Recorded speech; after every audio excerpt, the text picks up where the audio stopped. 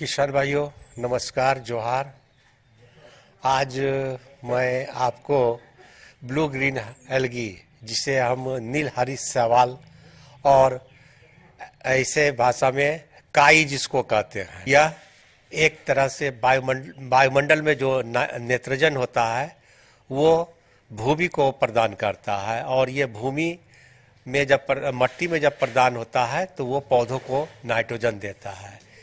इसको हम उपयोग करने से, नीलहरी शैवाल को उपयोग करने से यह पाया जाता है कि 25 से 30 किलो यूरिया हमें बचत होता है, जो 45 से 60 किलोग्राम यूरिया को हम बचत करते हैं। अब है इसे हम कैसे बनाते हैं। सबसे पहले कि नीलहरी शैवाल एक छोटे सीमांत किसान अपने यहाँ भी बना करके और इससे से अधिक अपने खेत में उपयोग करते हैं। चलिए अब बात करते हैं बीजीए बनाने की विधि के बारे में। नील हरित शैवाल खाद को किसान भाई कम खर्च में अपने घरों के आसपास बेकार पड़े भूमि में बना सकते हैं। इसके लिए सबसे पहले ऐसे स्थान का चुनाव करना चाहिए जहां सूर्य का प्रकाश और शुद्ध हवा पर्याप्त मात्रा में उपलब्ध हो। इसे बनाने के लिए गैल्वानाइज्ड यानी जंग रोधी लोहे की चादर से 2 मीटर लंबा, 1 मीटर चौड़ा और 15 सेंटीमीटर ऊंचा एक ट्रे बना लेते हैं। इस प्रकार का ट्रे ईंट और सीमेंट के द्वारा भी बना सकते हैं या फिर इसी साइज का गड्ढा खोदकर उसमें नीचे पॉलीथीन शीट बिछाकर पानी डालकर भी इस्तेमाल कर सकते हैं। इसको हम ग्लेमनाइट शीट को अगर नहीं करते तो इसे हम सीमेंट का भी हम बना सकते हैं, सीमेंटेड का भी बना सकते हैं। ग्लेमनाइट शीट में फिर 10 केजी हम दोमट मट्टी, उपजाऊ मट्टी को डालते हैं। उसमें 100 से 200 ग्राम रॉक्स फॉस्फेट डालते हैं और 10 ग्राम सोडियम मोलिब्डेट नामक रासायनिक है, उसको डाल करके अच्छी तरह हम ट्रे में मिला देते हैं और ट्रे में हम 4 से 5 इंच पानी भर देते हैं ताकि वो मट्टी नीचे की ओर बैठ जाए। इसके बैठने के उपरांत हम फिर इसमें 200 से 250 ग्राम नील हरी शैवाल की बीज को छिड़काव करते हैं और यह एक माने धूप प्रकाश संश्लेषी माने धूप में पूरी तरह धूप में होना चाहिए, ठंडी अवस्था में नहीं। जो धूप में होने से इसकी पैदावार बहुत जल्दी से होता है, 15 से 20 दिनों में इसकी पैदावार होती है। लगभग 7 से 8 दिनों के बाद पानी में गहरे हरे रंग की काई की परत दिखाई पड़ने लगती है। जब ऐसा होने लगे तब पानी को सूखने के लिए छोड़ देते हैं।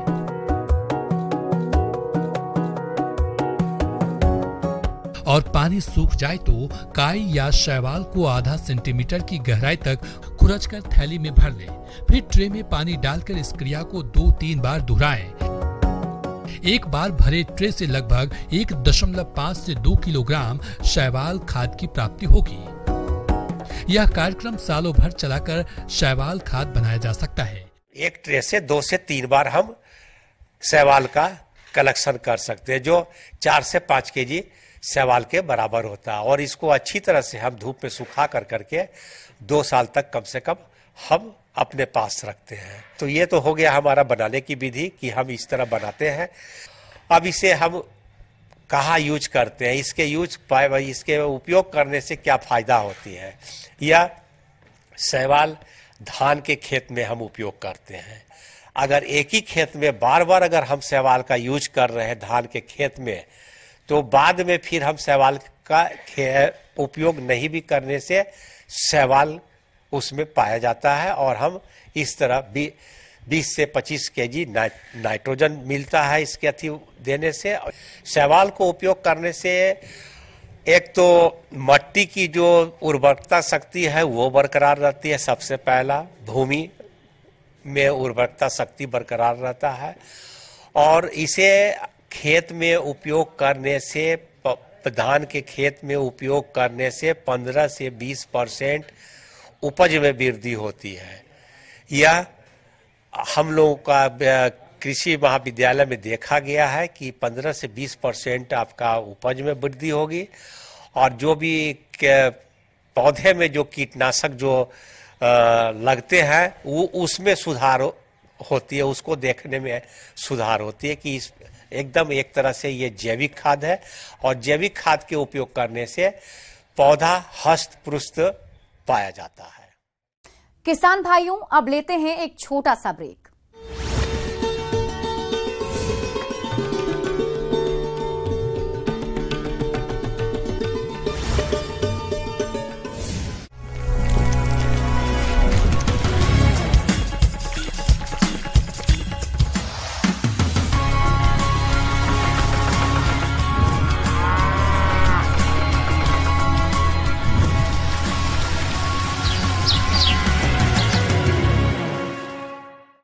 ब्रेक के बाद आप सभी दर्शकों का अन्नदाता में स्वागत है।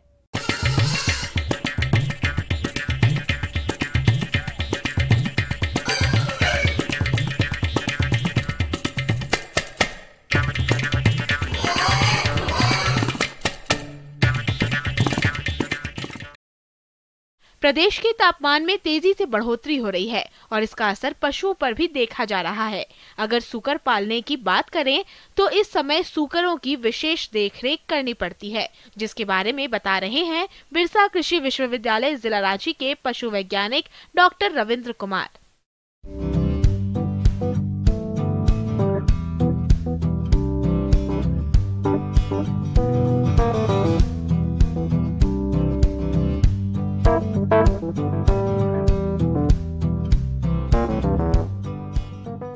तो इस समय गर्मी के मौसम को ध्यान में रखते हुए विशेष रूप से प्रबंधन की बात करते हैं। तो जैसे जैसे देखते हैं कि वातावरण का तापमान बढ़ता है, 35 डिग्री 36 डिग्री या 40 डिग्री तक भी चला जाता है, तो उस समय पशु जो है काफ़ी जो है कि अनकंफर्टेबल फील करते हैं। और देखा जाता है कि इस समय पशुओं में गर्भपात होने की, जो गर्भवती पशु हैं उसमें गर्भपात होने की भी संभावना अधिक हो जाती है।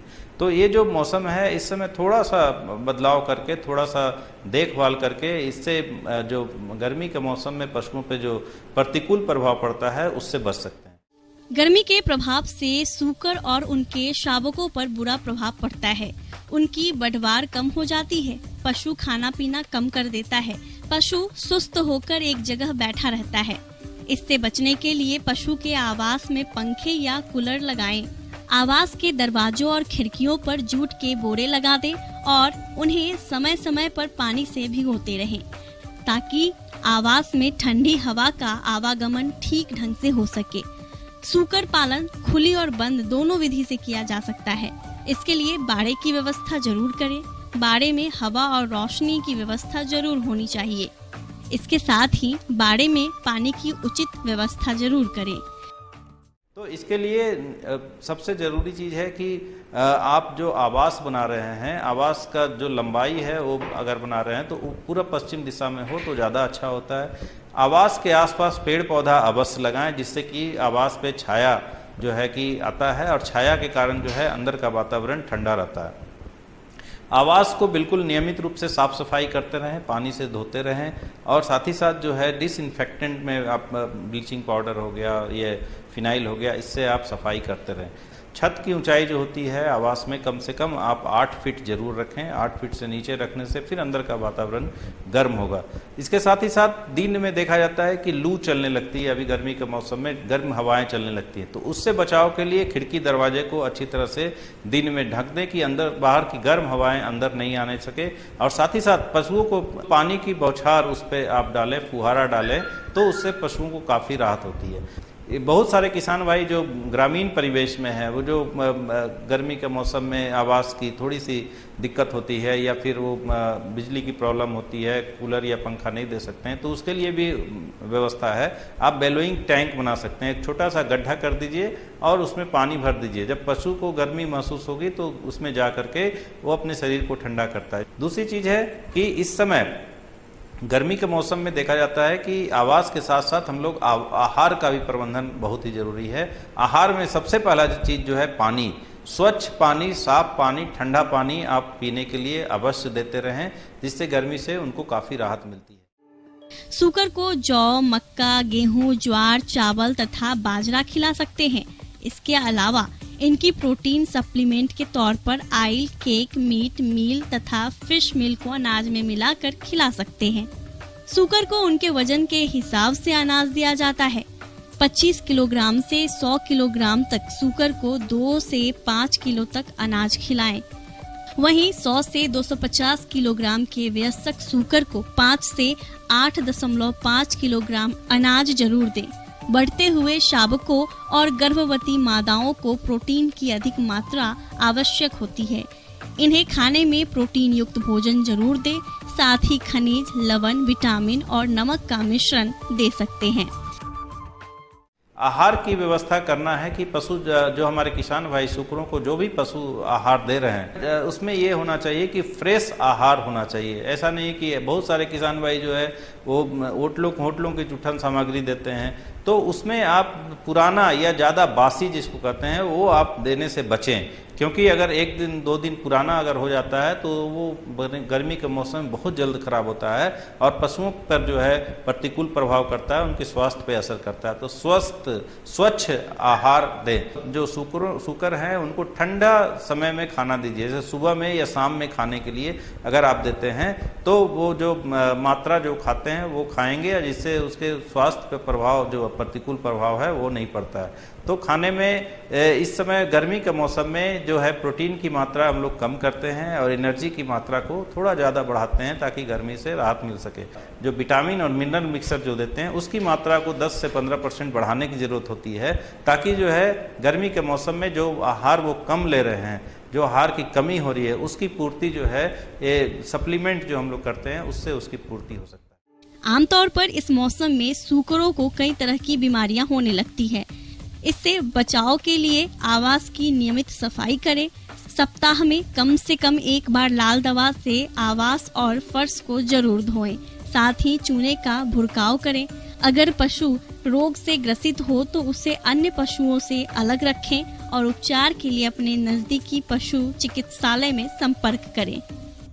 गर्मी के मौसम में देखा जाता है एक बहुत ही महत्वपूर्ण बीमारी जो सूकरों में होती है वो स्वाइन फीवर, सूकर ज्वर जो बीमारी होती है, इसका प्रकोप होने का संभावना अधिक होता है। और स्वाइन फीवर का जो लक्षण है हमारे किसान भाई जानते होंगे, अचानक जो है सूकर मरने लगते हैं, शरीर का तापमान बहुत ज़्यादा बढ़ने लगता है और पशु जो है खाना पीना बंद कर देते हैं, बीमार हो जाते हैं। तो इससे बचने के लिए स्वाइन फीवर टीका आप 1 ml मात्रा चमड़े में दे करके 1 साल तक इस बीमारी से बचा सकते हैं। पहला टीका जो देना है वो 2 महीने का जब उम्र बच्चे का हो जाता है उस समय इसका टीकाकरण करें। उसके बाद साल में 1 बार टीकाकरण करके इस बीमारी से उसका बचाव कर सकते हैं। तो इस तरह गर्मी के प्रकोप से बचने के लिए आपको कुछ जो उपाय है वो करने होंगे, ताकि इससे जो प्रतिकूल प्रभाव पड़ता है और काफ़ी जो किसानों को हानि होती है उससे बच सकते हैं। आगे और भी है खेती बाड़ी से जुड़ी हुई बहुत सी रोचक जानकारियां। यहां रुकेंगे एक और छोटे से ब्रेक के लिए।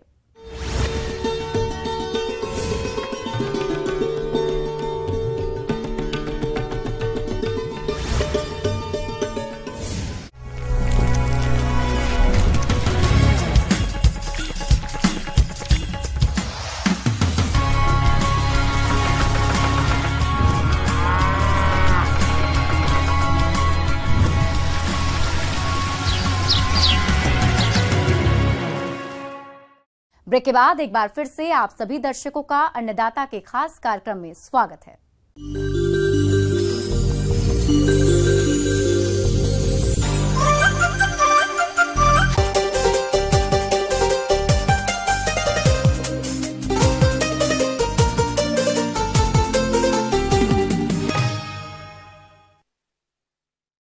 हमारे राज्य के जिन किसानों ने मूंग और उड़द की बुआई समय से कर दी थी, उनकी फसल बढ़वार अवस्था पर होगी और इस अवस्था पर खरपतवारों का नियंत्रण, सिंचाई का उचित प्रबंधन तो करना ही है, साथ ही फसल को नुकसान पहुंचाने वाले कीट और रोगों का भी समय रहते नियंत्रण करना चाहिए, तभी से अधिक उपज मिलेगी। तो इन सभी कार्यों को किस प्रकार करें, जानते हैं बिरसा कृषि विश्वविद्यालय जिला रांची के कृषि वैज्ञानिक डॉक्टर CS महतो से।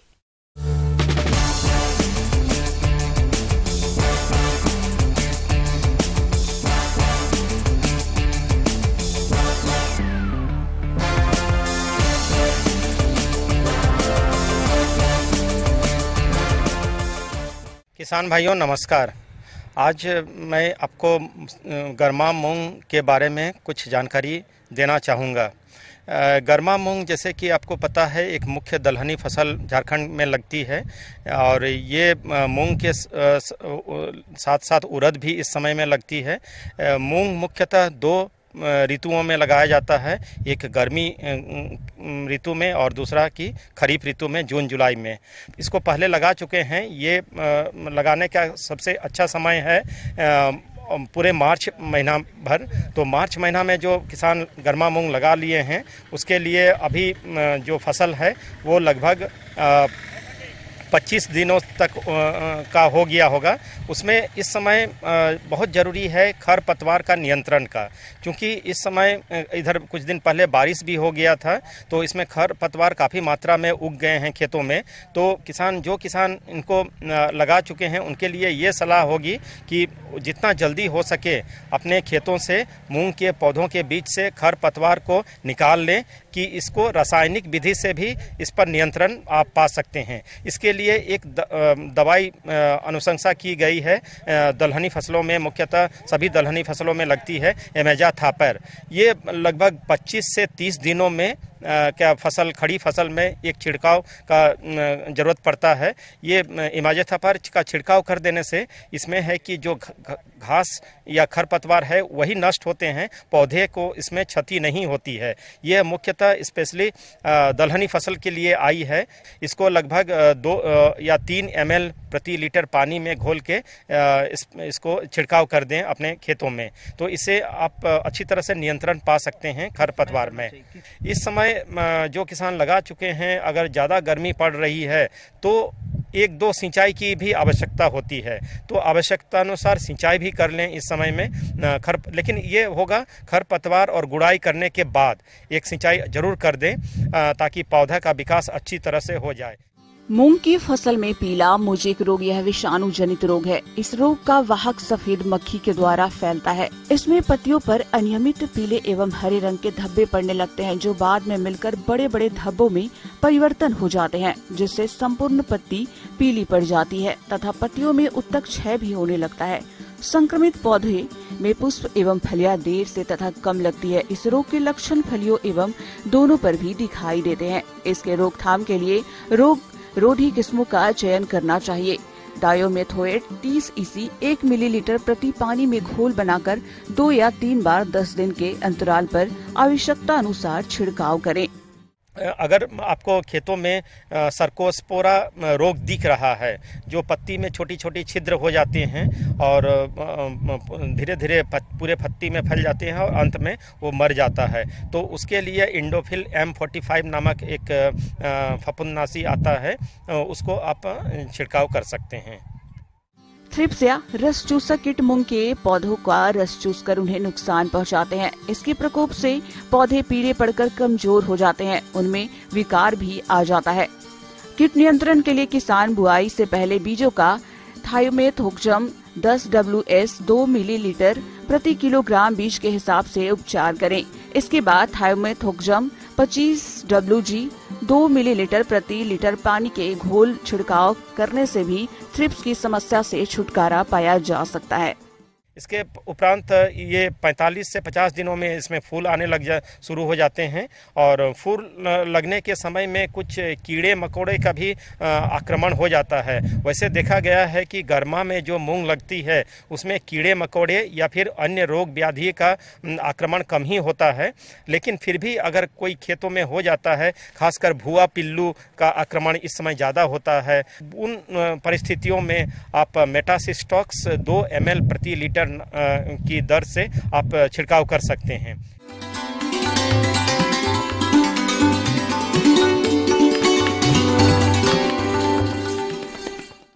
और आइए अब जानते हैं अन्नदाता निःशुल्क फोन के माध्यम से पूछे गए समस्याओं का समाधान। आज के अन्नदाता कार्यक्रम में हमने जिस प्रश्न को शामिल किया है उसे पूछा है गांव पोक्सी, जिला नवादा से जदुनंदन पासवान ने। आप अनार के बाग में कीटों की रोकथाम के बारे में जानकारी चाहते हैं, तो जदुनंदन जी आपकी जानकारी के लिए देखिए कार्यक्रम का यह अंश।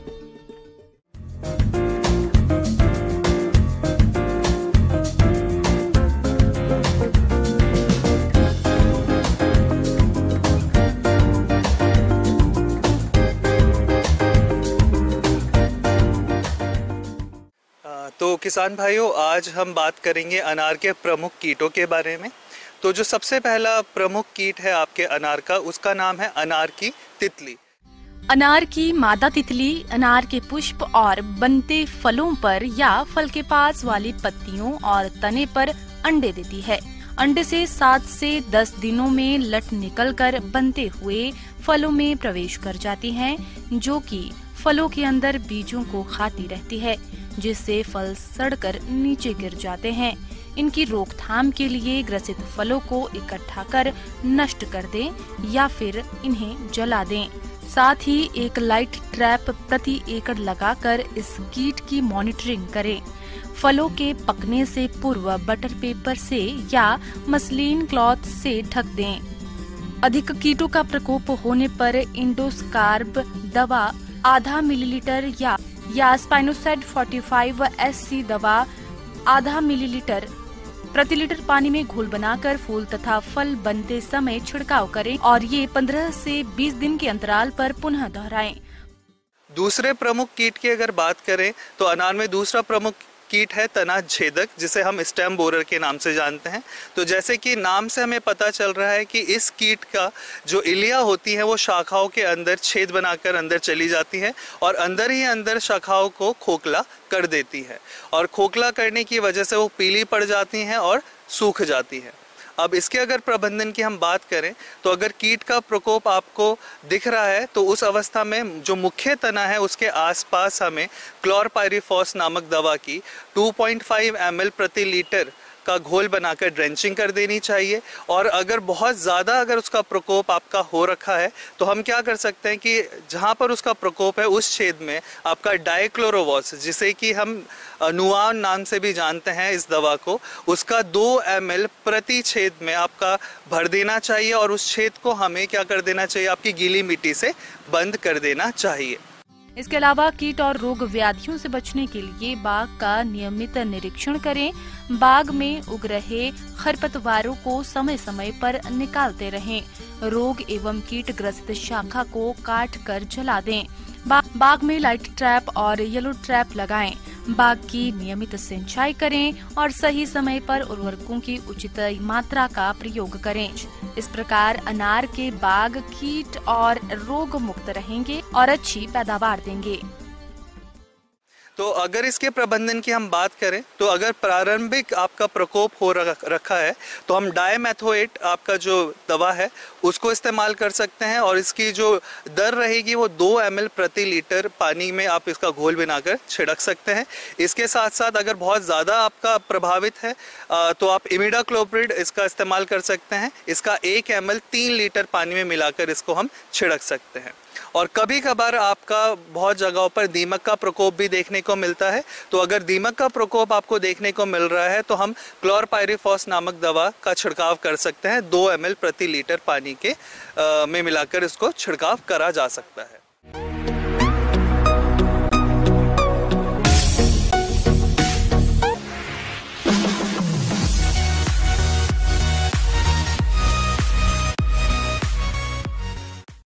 और आइए एक नजर डाल लेते हैं राज्य के कुछ मंडियों के प्रमुख फसलों के बाजार भाव पर।